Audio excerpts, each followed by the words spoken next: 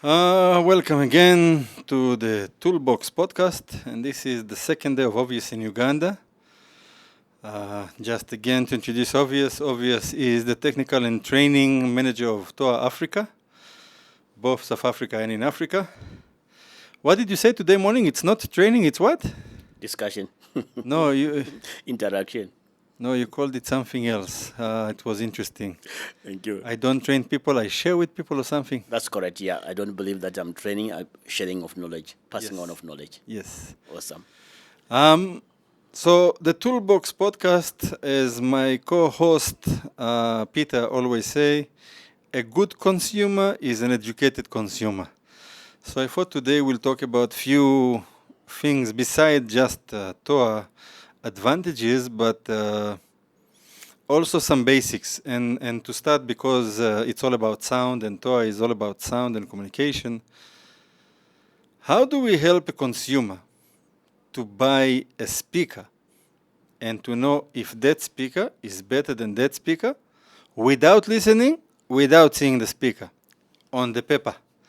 So I go to Amazon, I go to online, I go to websites of Bosch, JBL, Bose, TOA, and all of them. How do I compare that this speaker is better than this one? What are the things, what are the parameters you need to look?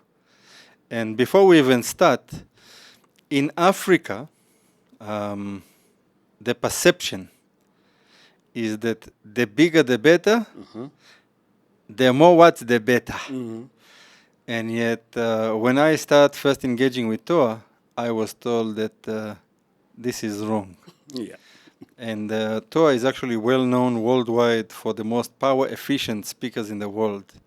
So ever since then, we actually educate people and tell them, when you look at speakers, the last things we care about in speakers is the size and the watts. Those comes last. We don't care about them at all. Correct. So what are the few things you need to look into a speaker when you want to buy a speaker? Right. You mentioned quite importantly some other stuff that we normally do tend to look, oh, it's a big speaker. Yes, it looks, you can hang it up on the roof, on the ceiling. Okay. So, yeah, we need to look at the specs of the speaker. There's something called SPL. So we talk of a speaker outputting sound, well, basically measured, done over 1 watt of power into the speaker.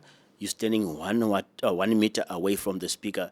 This is what we call SPL measurement. So some speakers are rated 94 dBs, for example. Some are 105, like our TOA 10 watt one speakers. The AC610M is rated at 110 dBs, 1 watt of power into the speaker, 1 meter away from the speaker. That's a lot of sound. As you mentioned, Africa has a different perception. We always think, oh, a big speaker produces much sound. No. We did a simulation sometime in Johannesburg at a car shop that sells cars. I won't mention the name. But what they had been quoted a lot of horn speakers. And we went there to the client. We said, no, you don't need. We only need a few of them, maybe 5, to cover the whole space. He was like, no, I need more. And we just connected one of our horn speakers, tapped it to 1 watt, and we cranked up the volume from our amplifiers. Like, no, it's too loud. So exactly, 1 watt, 1 watt, 1 watt, 1 meter away at an SPL of 110 dBs. That's a lot of sound. So you need to look out for what is the SPL rating of that speaker. You can even connect a TOA speaker, for example, ceiling speaker rated at 94 dBs, for example, 1 meter, 1 watt away. You can connect that speaker and tap it down to 3 watts, for example. With the competition speakers, you might to come to the same SPL as my TOA speaker. Your speaker might be needed to be tapped at 30 watts to produce the same SPL that I would get from a 1 watt fed into a TOA speaker when I'm standing 1 meter away. Now, SPL, for those who don't understand anything in sound, what does SPL stands for? And sometimes when you go in the specs, it's not SPL, it's sensitivity. Correct. Elaborate the two. What is SPL versus sensitivity and vice versa and so on?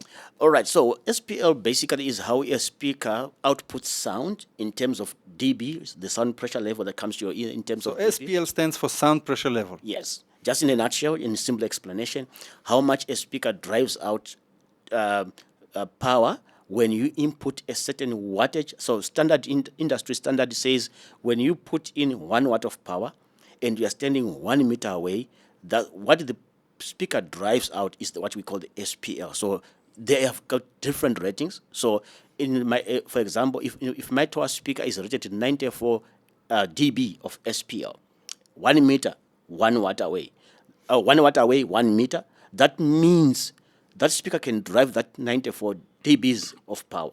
Okay, but other speakers, for them to achieve the 94 dB as my TOA speaker, you might have to tap your speaker at a higher wattage to then compensate to give you the same SPL as my TOA speaker. Where it ends up at the end of the day, TOA speakers are known for being very efficient. For example, in a hospital application, in the hotel rooms, I can tap my speaker at 0.7 or at 1 watt comfortably and still achieve the same SPL that is required by the person who's sitting on the bed. But other speakers from other manufacturers, depending on how they are done, you might need to have that speaker at 3 watts. So that's the difference in quality of a TOA speaker, standard TOA speaker. And sensitivity? And sensitivity, let's say it's more one and the same. It's just the same, it's just the same, but explained differently by different products. And when we talk about cheap products, Yep. And this is where you always need to be careful and this is all about attention to details. Yes. Because you'll find some manuals or some spec sheets that will tell you at 1 watt at half a meter or at 5 watts at 1 meter. You are right. So we just advise our consumers, just pay attention to the comparison. Yeah. Also, there is all sorts of very funny things marketing. There's like PMPO. Oh, yeah. And peak power. Yes. So people just need to be careful. What you need always to find in order to compare apples to apples or the right product to the right product, what does it give you at 1 watt at 1 meter? Yes. If they give you something else, you need to try and dig. Yes. Because sometimes they hide it. All right. You need to try and dig to find it out so you can compare the product to have the right output. But you mentioned something very, very common.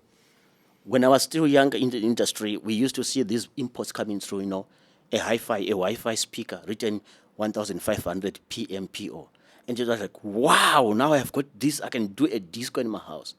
But peak music power output is not the real power of that speaker. We're looking at a fraction of a second, if I may say, where that speaker can handle that high power and then it goes back to normal. And you open up the speaker, we had an argument, and then the guy will say, no, this is 1500 watts, peak PMPO. We have an argument, we open up the speaker as technicians, we look inside the speaker. It's written 50 watts, 8 ohm 50 watts. And then the box and the housing is written 1500 PMPO. So they are looking at that fraction of a second where the spike can go up, but definitely the speaker cannot handle that much. So it's just a marketing So just for the consumer to understand, PMPO, which is a lot. We even been to a church recently. Oh, yes. I showed, I don't remember who was there, the PMPO sticker on the speaker. What it means is that can do 1000 watts for 1 second. Yes. More than 1 second, the speaker goes boom. Boom. That's correct. So this is marketing gimmicks that lots of companies do just to make you, this is big, but it's actually a small speaker in. Spot on. Then we have in sound also something called RMS and continuous. There's a lot of confusion in sound. There's a lot of confusion. What is RMS and continuous sound or continuous power? Again, without going to the technicalities, it's called root mean square value of the speaker. Okay, I would put it as like an average value of what the speaker can handle. And then we've got continuous RMS, which is absolute power that the speaker can handle over a period of time. So without going to the mathematical ones, like I've said, one will not use maybe root mean square value because then when he puts out his speaker, it's like, it's only 300 watts, for example. And when I use PMPO, it's 1,500 watts. So it's just most manufacturers now, especially of hi-fi components at home, your hi-fi sound systems, they will never write in RMS. They normally go for PMPO just to drive you to say, this can handle 2,000 watts of power, but it's PMPO. But in real value, probably it only handles 50 watts or 100 watts of power.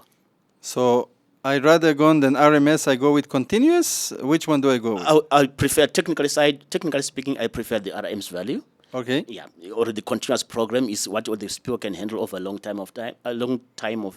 of time without getting damaged. I also just remembered some manufacturers even put max SPL. 100%. So the max, you always need to do calculations down and see what is the real, because some will give you, this speaker is 120 dB, but at max SPL. What does it give you at 1 watt at 1 meter? So you always need to look, Yes, what do I really get in order to compare? correct. Beside SPL, when we look at the speaker, what's the other things I need to look at? Application use. What is it designed for? But in terms of specs, when I look at the spec sheets, I think after SPL comes frequency response. Of course. What is frequency response? Frequency response, our humans, when we speak in a certain frequency spectrum, okay? The lower the frequency numbers that the speaker can handle, the more the bass it can play, and the higher the frequencies that it can handle, the higher the tones, the high frequencies it can handle. For example, a subwoofer can be written maybe, for example, just for argument's sake, 200 ohms, all right? You cannot play a rhythm guitar through a subwoofer. 200 ohms or 200 hertz? 200 hertz. Thank you for that. 200 hertz. So you cannot play a rhythm guitar and have the sound coming through a subwoofer. It's not designed for that. It's supposed to handle low hertz, low frequencies of your audio spectrum. So a subwoofer pushes the doof, doof, doof sound that you hear. That's low frequencies. Your tops, your mids, your sopranos, if you are in a choir, they are on the higher side. So the lower the frequencies that the speaker can do to the higher the frequencies, we can call it, it's a universal speaker that covers all the frequency spectrum. Let's take an example for a horn speaker. I've heard people asking in our designs, I need a horn speaker. Okay. We ask them, what do you want the horn speaker for? They tell you, no, it's just going to be in the basements of our building. And guess what? When you come to site after some time, you are looking, but they are playing music through the one speaker. And then they say, but TOA speakers don't sound nice. Well, a normal SC one speaker from TOA is not designed to broadcast music. It's much more for a voice lift, okay? So if you want music in your basement, we'll give you a different type of speaker. So people don't look at the frequency in hertz of what that speaker can handle. So if I want music to be played in my basement, I will not use a TOA horn speaker. I will use a TOA musical horn speaker that can handle some decent low frequencies all the way up to the highest frequency. And we have those as TOA. We do have. You see, S761s, I believe. Yeah, we do have. Yes. Yeah. You mentioned applications. Yes. Many people, when I ask in Uganda, so what's the application? What do you mean? What is application? Yes. So we try and tell them, is it for speech? Yes. Is it for background music? Correct. Is it for foreground music? Yes. What is foreground music? Correct. People don't know what's foreground music. Correct. Even me, I didn't know. I had to ask Ralph at some point. What is foreground music? Yeah. That is the loud music. Yes. The opposite of background music. That's true. Then we have live band. Yes. We have evacuation. Yes, correct. And then we have the oomph, oomph, oomph. Yes. Which other applications are there? Or I covered them all? You did cover them. It's basically two, foreground and background. Let's just explain. Background is music that you can work with comfortably. We can still do our conversation. You can still answer our phones. You can still work. Foreground music, if you phone me when I'm in front of my favorite artist, forget it. I'm not interested. All I'm doing is paying attention to what's happening on screen, and I'm jiving. So that's foreground music. So you've split it up quite nicely. Okay. Yeah. And then I think the third thing when you specify a speaker is impedance. Oh, yeah. Before the watts and the size and the rest. Yes. So it's first SPL, stroke sensitivity. Right. We follow to frequency. By the way, in frequency, the most common term in Africa, I want a full range speaker. Oh, yes. So when somebody says full range, it means the full range, the full spectrum Yes. of the frequency. Yes.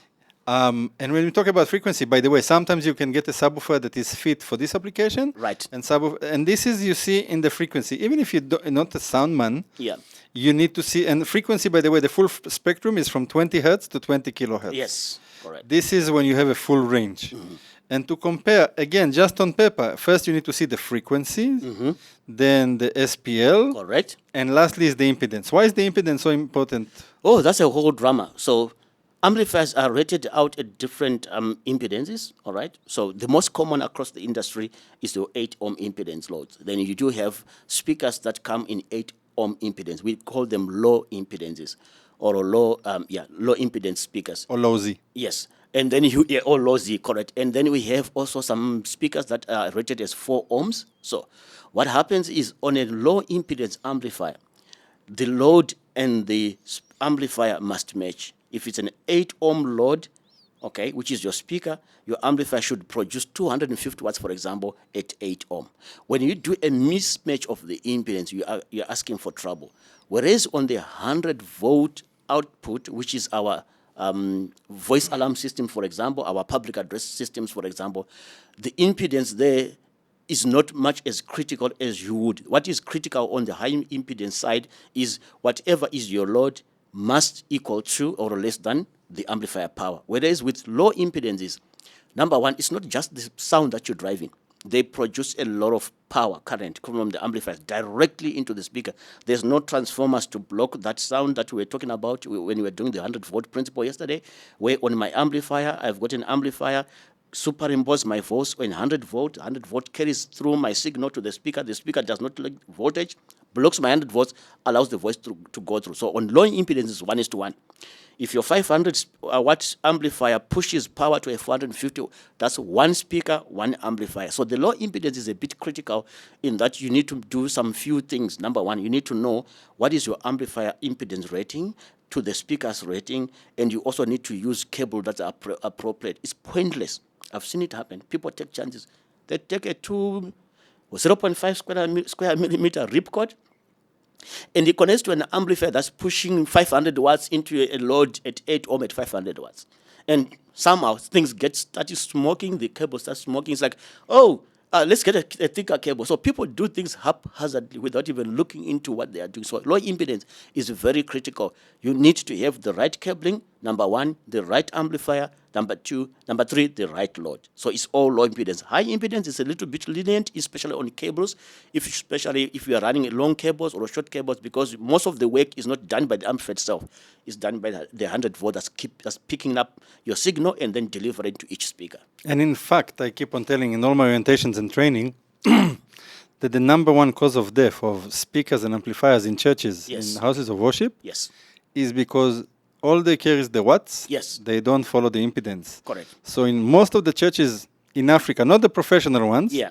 but the mid-class and below, Yes. they go to the market. Yes. They say, I have 250 watt speakers. Yes. Let me get 1000 watt amplifier and I put 4 speakers on it. Correct. The only thing they forgot is the amplifier has 2 channels. Yes. Even if the amplifier is 2000 watts, Correct. they can only put 2 speakers on it. Even if the speaker is 250 watts, even if it's 500, even if the amplifier is 2, 3, 4,000 watts. Correct. And It's not about the load, Yeah. it's about the matching of the impedance. Yes, and you have mentioned something that I've also found across in the industry. Very interesting. For us, I don't know what it is with our churches. They go and buy, like I said, we had 2 speakers. Now let's add 2 more speakers. The moment you add low impedance speakers and you're connecting them in parallel, you are decreasing this impedance. If there are 2 4 ohm speakers connected in parallel, now you have a 2 ohm load. Does your amplifier handle a 2 ohm load? If we talk of class A, class B, class AB amplifiers, most of them, they handle only 4 ohm going upwards. If we go towards a 2 ohm load, you're asking for trouble. The amplifier is going to treat your load, your speakers as a short. It's going to burn out. It's going to be like this. Correct. Yes. I'm tired. I can't handle. It's basically the same as we spoke about the previous episode about loading a full taxi people to a small car. 100%. It can do, Yes. but not over time. It will just die. It will break. 100%. So people just connect things because all we want is more speakers. But is it necessarily the right way? What happened there? Okay. So we broke out. We had a technical glitch. So some of the things of obvious were cut off, but we will continue from here. So as we were saying, basically impedance is the one of the most 3 important things when you buy a speaker. Yep.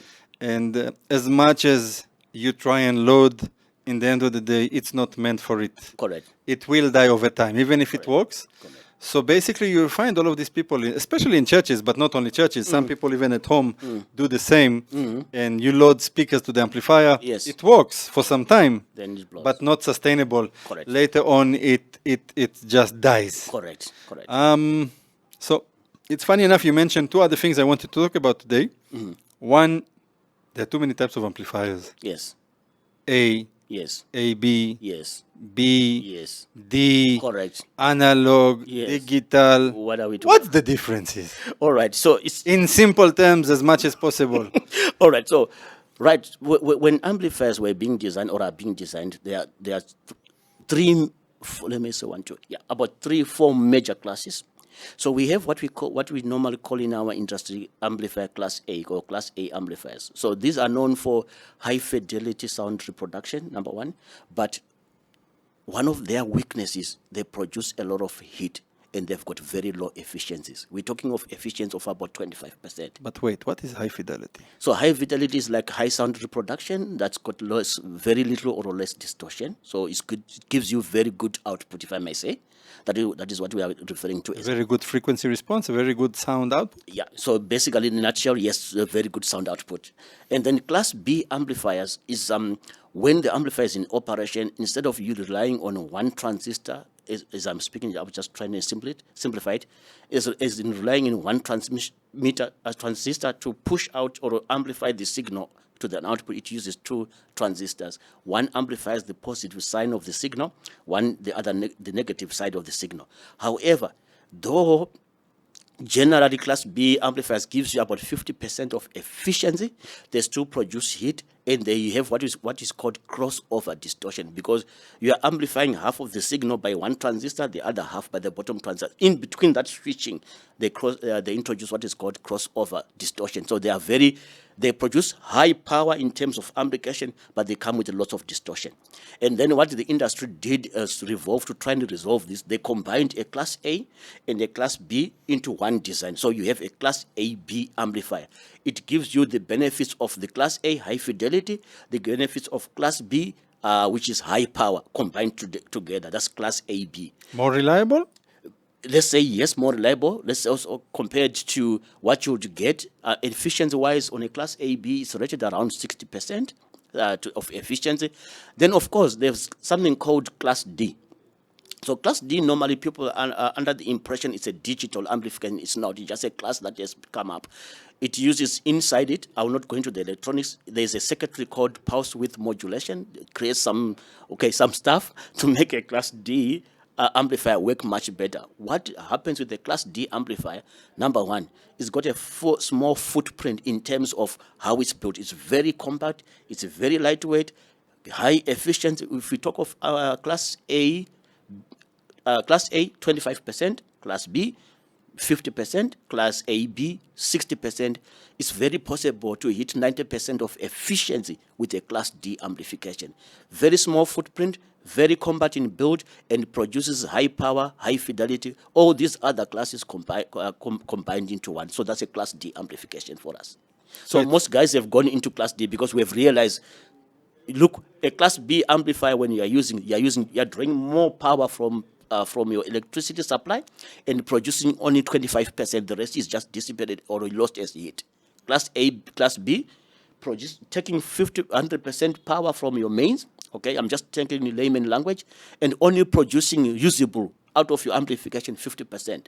Class AB, 60%. And class D, look, you are taking 100%, you are outputting back amplified signals at 90% efficiency roundabout. So class D amplifiers give you very high amplification power, very high efficiency in terms of consumption of power, as well as very low heat. So what you would need to cool down a rack full of class A, class B, class AB, compared to what you would need in heat dissipation and class D are also known as digital in a way. People always say digital, yes, so yeah, but otherwise they give you high efficiency, high power output, high fidelity as compared to any of these classes. So the old amplifiers, the A2000, before it was a D. Yeah.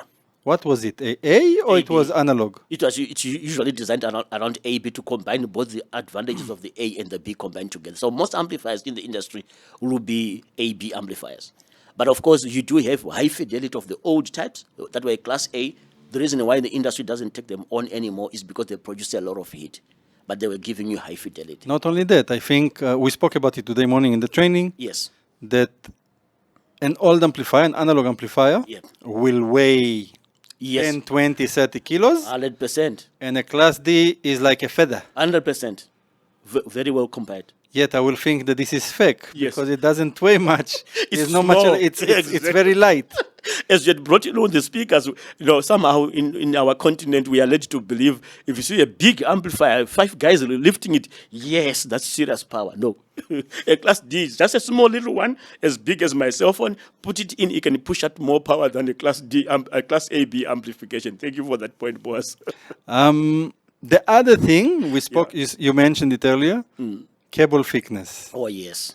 So this is a big problem, and I learned a few years ago, I had a debate with my electrician. That what they teach them here, I don't know if true or false, I've never been to the actual school, but I told him at some point, I want to see the teacher. Yeah. That when they say 2 times 2.5 millimeter, they mean the thickness of the cable from the outside. All right.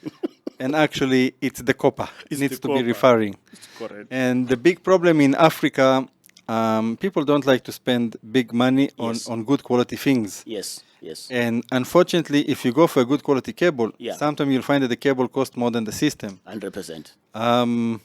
So how do you know? First of all, this is to all the consultants who do specification. When you do a 100-volt line system, there is really no need of 2 times 2.5 millimeter for 20 speakers of a 100-volt line, because in the end of the day, when will you use 2.5 millimeter on electricity? It's when you use the heavy load of KVAs. Correct. The same apply to speakers. If you are running total of 100 watts of power, 200, even 500 watts, you don't need 2 times 2.5 millimeter. 1 millimeter is enough. Even 0.75 millimeter is enough to run up to 1 kilometer, up to 100 speakers, even if need. So how do you know, or what will be the guidelines for speaker thickness? And then again, there's a disclaimer, because we have what we call the 100-watt line and the Pro Audio, the low impedance. Correct. And the Pro Audio, actually we have learned it recently from a project. Yes. The thicker, the better. Yes. So we have learned recently on our project that we are doing now. We cried over it because we didn't realize is that actually you need 2 times 8 millimeters of a distance. Yes, correct. But that's for the Pro Audio. So how do you know to somehow calculate what kind of cable will be best for you? And then again, we will also refer people, get good quality things. Even if they cost more, cheap is expensive. If you buy cheap, over time, things will die, will blow, will burn, problems. Yes. So what will be your guide for cable thickness? Look, cable thickness has always been an issue everywhere, especially when we are dealing with our content, especially when it comes to installations, people cutting corners, the thicker the copper, the more expensive it is. The good quality the cable, and the more expensive it is. But there is something called a cable calculator. Anyone can Google it. So what you normally do is when you input into the design tool, into the cable calculator tool, and you say I've got an amplifier, for example, running at 240 watts, and you then put the speaker distances, it will then calculate for you or give you a guideline to say the cable that you can use for this specific amplifier and speakers is maybe... Even for 100-volt line? Because what I found always on the calculators are for low impedance, mainly. Yes, it also does. I've got one that also does on 100-volt line that I inherited from my seniors. It actually works very well. It just gives you a guide. So normally with thumbstack, I need a cable. He goes and buys a 0.5 square millimeter ripcord and he expects it to perform. It won't perform. So when you come to cabling, rather than just taking a guess and thumbstacking, I trust that you use a design tool for cables. Just Google cable design tool, whatever it is. There is it's a spreadsheet where you would put the input power, the distance, then it calculates for you roughly what kind of cable you must use. Interesting. Some of the uniqueness things about TOA that we forgot to mention or we didn't even go there versus competitors is spare parts. Yes. You find it when you work with the cheap products. Correct. Spare parts the following month are not even there. 100%. If the end of life, it's end of life, they don't even announce. Correct. How is it with TOA? We do have a lot of spare parts for our products. There's some limits, to the limits when a product reaches an end of line, in most cases, we do have spare parts to support it for the next coming few years, depending, of course, on what product it is, and whoever also is looking for the spare product. So what normally happens when we are reaching an end of life, we normally distribute a letter to say, ladies and gents, we are coming to the end of this product. So those who have got that product already secured, they normally buy what we call critical spares. So there's a production of spares that still goes on for a limited number of years after the product has been stopped. So we do have lots of products that we have sold. Some of them have already been obsolete, but we still have spares lying around. So basically, we can say one of the things with TOA pride on is the spare parts over years. Yes. I can easily say that at least 10 years we have spare parts for products after end of life. 100% correct. Yesterday we spoke about IP systems. Yes. Today I want us to mention the active horn speaker. Yes. It's a bit different from the IP. Correct. So the IP speaker that we were discussing yesterday works on IP, so you connect it to the same network as your NVR, and then you broadcast sound via the VMS back to the speaker directly, or that's the IP speaker. So we have also a self-powered speaker modules. Okay, what happens with the self-powered speaker modules? Obviously, you would need power to the speaker, and then you take your sound output from the camera. Normally, some of the cameras do have a line level audio output. This is where you will take your sound, plug it into the IP horn speaker. So whenever you're broadcasting or you want to broadcast to a specific speaker, you broadcast through the camera channel. So that we have self-powered speakers that works off 12 volts. And in SA, what we have also done, we have got self-powered speakers that are PoE, just power, PoE. So you plug them to the same network switch just to power the speakers, but the cable is directly connected to your audio output. So on those speakers, we have beside the sound wires, they have power. Yes. So basically 4 wires. Yes, correct. 2 for sound, 2 for power. Correct. And they connect from usually IP cameras have on the cables that come out of them, there's usually for audio out. Yes, correct, boss. And for power out, for external device. This is for actually for the speakers. 100% can be. So I can be wherever I am in the country, over wherever I watch the camera. Yes. Either have a microphone or even from the phone. Correct. And I see my camera and I can tell that thug, get out of my premises. You can. Which kind of applications for this kind of horn? I would say also like the IP cameras for the security industry, perimeter fencing, monitoring. Wherever you have a camera that needs a voice, we can supply you that voice. Banks? Can work as well at ATMs if you want. You have a camera focused there, you put an IP horn speaker, self-powered, gets its power from the same source as your camera, gets its audio signal routed through the camera, can also work. Even farms up country, agriculture, when you want to watch your cattle, you're in Kampala and the farm is up country, you can do. And you can still trigger them automatically through the system? From the IP CCTV cameras, or no? This will be direct routing of audio straight from your camera or NVR system straight into the horn speaker. It's slightly different to triggering message. These ones, the ones that are self-powered, don't come with a message built in, or you cannot upload messages to each particular speaker. They rely only on the audio coming from the camera. So, for example, in banks, you can put it outside, and whoever is monitoring the bank, they see that somebody is coming in the middle of the night, monitoring, wants to rob the bank. You can tell the guy, we are seeing you. Correct. So they know there's always somebody monitoring, not just a fake camera. 100% correct. Which other applications? Besides this, I would say mostly it's for security that I've mentioned, and where can you other use it? Because normally you rely on something to route your audio, and this is normally done through your VMS system. Another one is, which is not happening much in Uganda, but we have done a demo for police. But you can do for the city, for security. Yes. You can connect it to normal cameras, and the city can now then monitor and then do an announcement, you left the bag unattended. Right. If somebody comes for the bag, we know he really forgot his bag. Correct. If he doesn't come for the bag, it means something is wrong. It's a bomb there. It's a bomb there, yes, correct, indeed. One of the unique speakers of TOA is the HX. Yeah.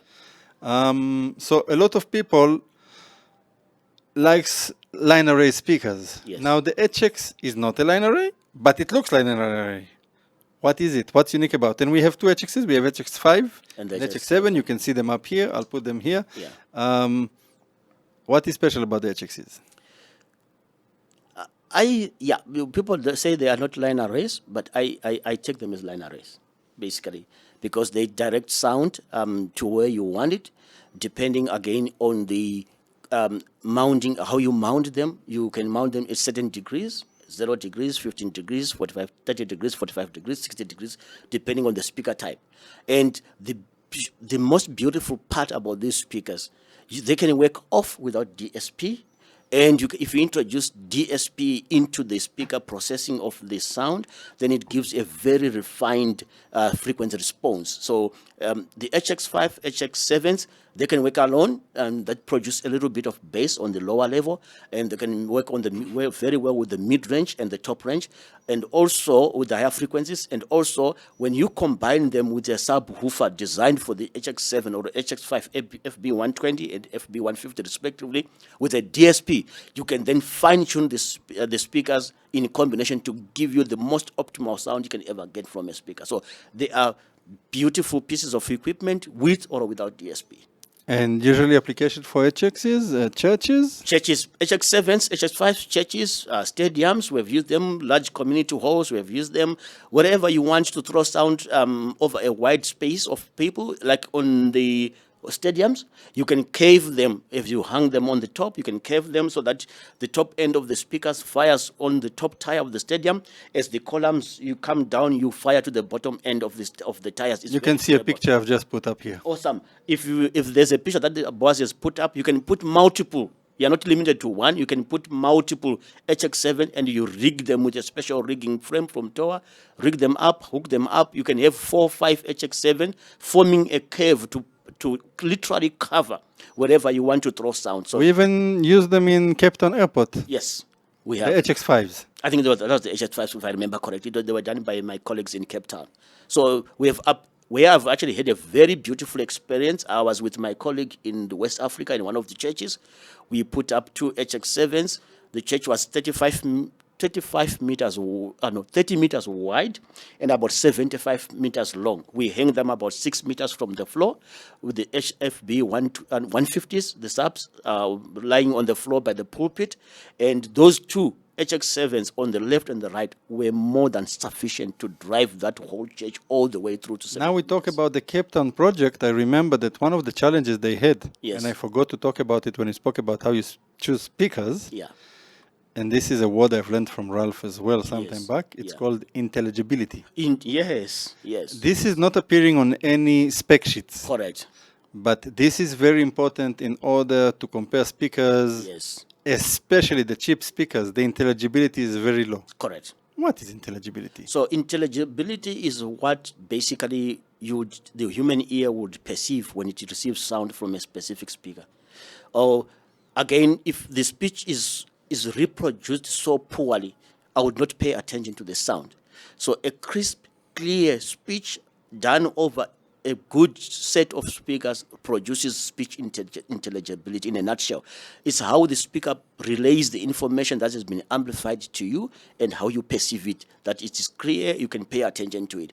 If I was going to speak, like mumble my voices, anyone would lose interest. So that's exactly speech intelligibility. If we both speak and we are arguing boss and we just go at it without giving each other time to talk, we create what we call, in a nutshell, speech intelligibility. The one who's listening is like, okay, so who's right? Is boss right? Is obvious right? What is going on? We are all shouting, and at the end of the day, the listener does not understand what we were speaking. That's speech intelligibility. So intelligibility, in other way, is clarity of the sound. Of speech. To demonstrate, usually the way I do it, I talk like this. Yes. So when I talk like this and you can't understand what I'm saying, although you can hear me, but it's not as clear when I'm talking like this. Spot on. So this is how I usually explain intelligibility. Spot on.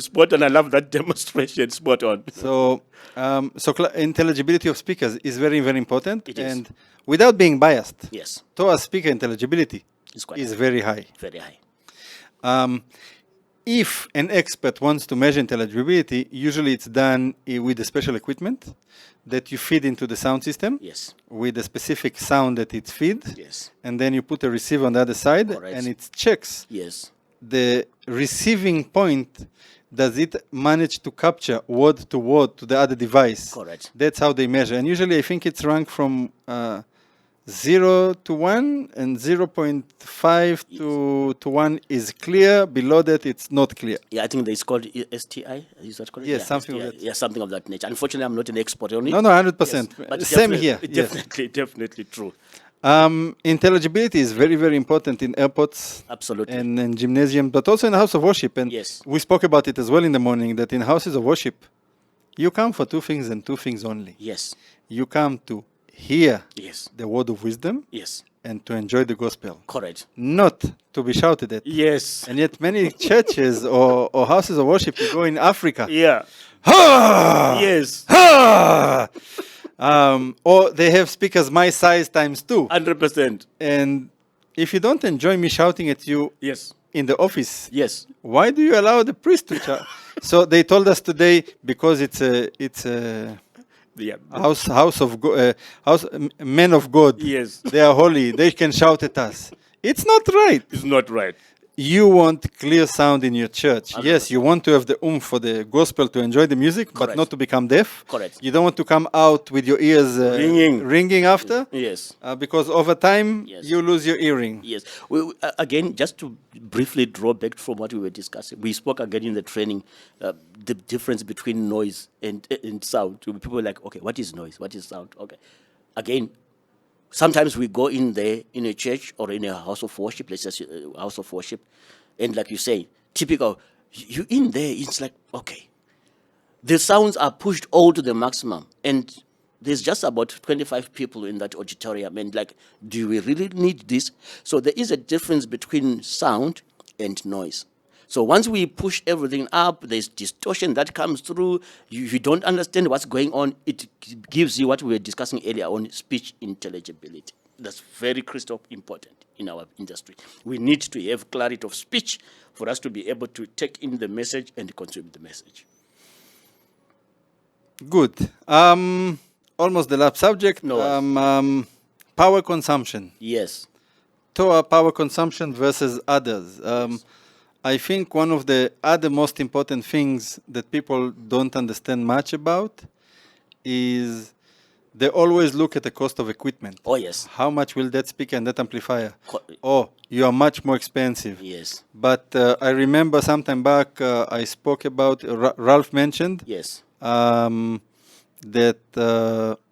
there was a company in South Africa who has done a comparison Yes.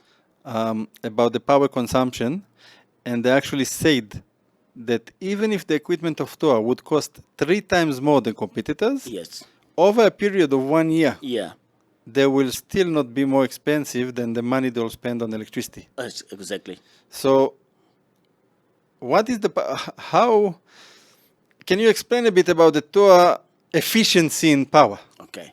So this is coming back to what we were discussing, how amplifiers are built, how much they consume, what they give out. So efficiency becomes a critical role whenever we looking at sound. So people look at sound and we only want the oomph. They don't look at the electricity bill that you've got to pay. So our systems are designed for high efficiency. They might be pricey when you buy them, but over a period of time, with what you would then pay to keep running the system, definitely we come in at a lower cost. So we have high efficiency on our systems that we have designed, and our amplifiers are super reliable. So again, you take all these factors in, which most people don't. People are looking, oh, TOA is 15,000. No. This one is costing 2,000. But by the time you use that time to the lifespan of the TOA, you will have way exceeded what would you have saved when you've gone for the TOA. The way I always explain it, Yeah. To people, because they understand other products. Hundreds. So I always give the example of power saver bulbs. Many years ago, they used to buy bulbs of 100 watts, very Yes. cheap, and then the power saver came. Yes. But people say power savers are expensive. Hundreds. But the governments educated the people, buy power savers, you will consume less power. Yes. So in the end of the day, the bulb costs 3 times more in halogen, Yes. but in the electricity bill, Yes. you pay a fee for 6 or even tenths of the price 100%. on the electricity bill. Yes. Just before we summarize, we spoke about training downstairs. We have done today, we have done yesterday. We're always training. Yes. If people who are watching us or listening to us wants to get training, Yes. First of all, TOA offer free training Correct. to anyone who wants to do training or to understand sound Correct. and the TOA systems. Correct. I believe there are two academies. Yes. One online, they are both online. Yes. One the European and one the African. Correct. That is in South Africa. Yes. The European is more orientation about the product. Yes. The Sales, features sales and marketing. Yes, correct. And the one that's in South Africa that we run and do is actually more technical. You would, of course, get to log in as a user, and then you take in your studies, pay any product that you want. There's about 17 live courses now, and I've got about 90 or so users. So per every month, let's say, you can log in. I can have users as about 100 trainees online. So all you do is you register on the portal. You get your username and password from the portal emailed to you. You then take a course that you want. The beautiful part, I've done these courses in a manner that if you go through each chapter of the course, it's exactly as if you are sitting in front of the manual and opening the pages on the VM. So there is hardware courses for the VM, there's software programming courses. So what I've done in the courses, I've done video chapters on each and every icon or tab of the programming. So you start with me right on the beginning of the course, you go through the course together, you follow, mimicking what I'm doing, copying what I'm doing on a laptop.